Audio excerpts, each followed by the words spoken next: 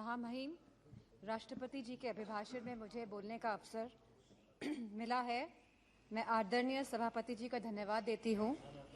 जहाँ राष्ट्र की विविधता और अधिक उज्जवल होने की बात कही गई है, वहीं देश की एकता मजबूत और अटल होने की भी बात करी गई है।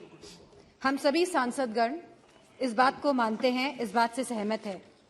लेकिन लगभग एक दशक से जिस विश्वास के साथ देशवासियों ने 2 बार एक स्थिर सरकार चुनी है, जहां आत्मनिर्भर बनने की बात कही गई है, जहां भ्रष्टाचार मुक्त होने की बात कही गई है, जहां स्मार्ट सिटी की बात कही गई है, जहां कालाधन वापस लाने की बात कही गई है, वहीं आज हमारे समक्ष हिडेनबर्ग की भी रिपोर्ट आई है, जहां मैं समझती हूं कि सरकार प्रतिबद्ध है देश के प्रति कि उसे जवाब देना पड़ेगा कि हिडेनबर्ग की रिपोर्ट में क्या सच्चाई है। जहां हमारे किसानों ने 2014 में ये आस जागी थी हमारे किसानों की कि ये आप लोगों ने विश्वास दिलाया था कि उनकी आय 2022 तक दुगनी हो जाएगी।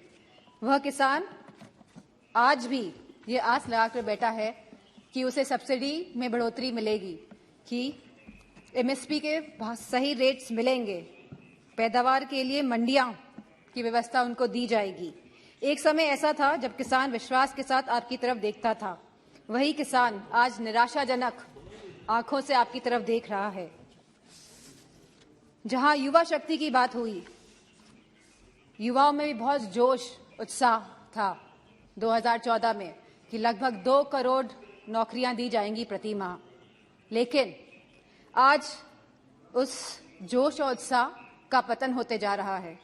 आज जहां अग्निवीर जैसी योजना लेके आई है सरकार, तो उनका आत्मविश्वास तोड़ने का काम किया है सरकार ने। यह कैसा अमृतकाल है जहां युवाओं के पास नौकरियां नहीं हैं, जहां किसानों के पास खुशहाली नहीं है और जहां महिलाएं अपने आप को सुरक्षित नहीं मान रही हैं। एनसीआरबी के आंकड़े अगर आप देखेंगे तो यह पाएंगे कि लगातार यौन उत्पीड़न और शोषण के मामले बढ़ रहे हैं और खास तौर पे उत्तर प्रदेश में लगातार ये मामलों में बढ़ोतरी हो रही है।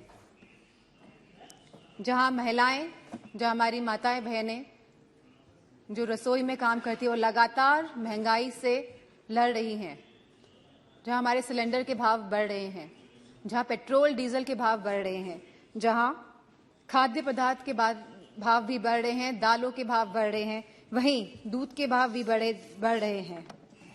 आयुष्मान भारत योजना के तहत के अंतर्गत कार्ड तो बने हैं, लेकिन स्वास्थ्य सेवाएं उपलब्ध नहीं हो पा रही है। और जैसा कि दानिश सर ने कहा कि डॉक्टर नहीं है अस्पतालों में, और यूपी में गोरखपुर और रायबरेली में जहां एम्स हैं, वहां पे भी सहूलियतें नहीं मिल पा रही हैं क्योंकि डॉक्टर की सुविधा नहीं है, डॉक्टर की कमी है।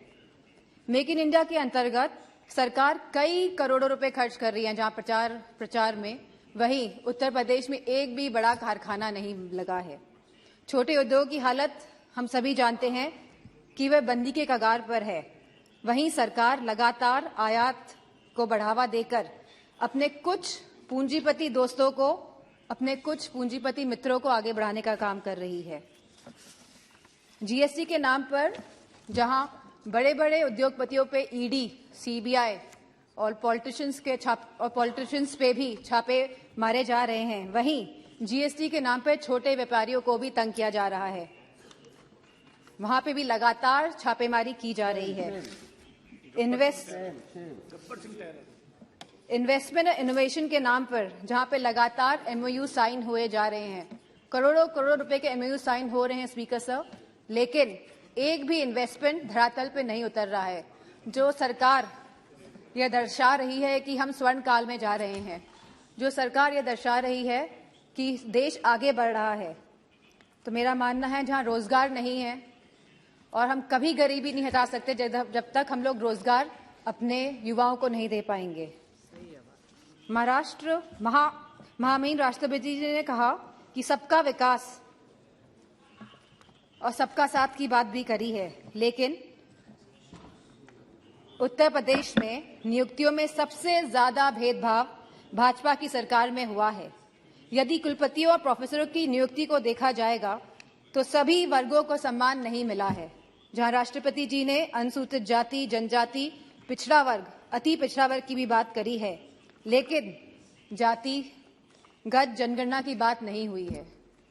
अगर हमें सही मायनों में अनुसूचित जनजाति, अनुसूचित जाति, पिछड़ा वर्ग, अति पिछड़ा वर्ग लोगों को सम्मान देना है, उनको हक और सम्मान देना है, तो हमें जातिगत जनगणना पर भी बात करनी चाहिए।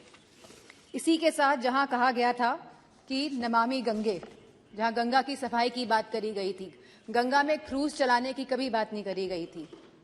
जहां गंगा की सफाई की बात करी गई थी, आज भी गंगा का पानी शुद्ध नहीं हो पाया है, क्योंकि जब काली नदी और यमुना का गंदा पानी गंगा में जाएगा, जब तक ये नदियां शुद्ध नहीं होंगी, तब तक गंगा का पानी भी साफ नहीं हो सकता है। तो मेरा मानना है कि सरकार संवेदनशील नहीं है इन मामलों को लेके, और जहां सरकार कोविड की बात करती है, अपनी पीठ थपथपाती है लगातार, वहीं पे हम सभी जानते हैं कि कोविड में क्या स्थिति हुई थी भारत की। जहां सरकार ने एक तरफ कलकत्ता के चुनाव कराए थे, वहीं उत्तर प्रदेश में भी देखा गया था कि सरकार परिजनों को जलाने के लिए लकड़ी तक उपलब्ध नहीं करा पाई थी। तो मेरा मानना है कि जो आप स्वर्ण भारत की बात कर रहे हैं और आने वाले 25 सालों की बात कर रहे हैं, आप बीते हुए एक दशक की बात नहीं कर रहे हैं, जहां आप लगभग 10 साल का आप अपना टेन्योर, अपना काल खत्म करने जा रहे हैं।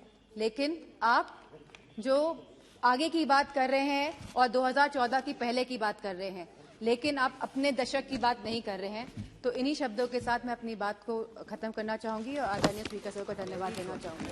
धन्यवाद। Next speaker Shri Nishikant Dubey ji.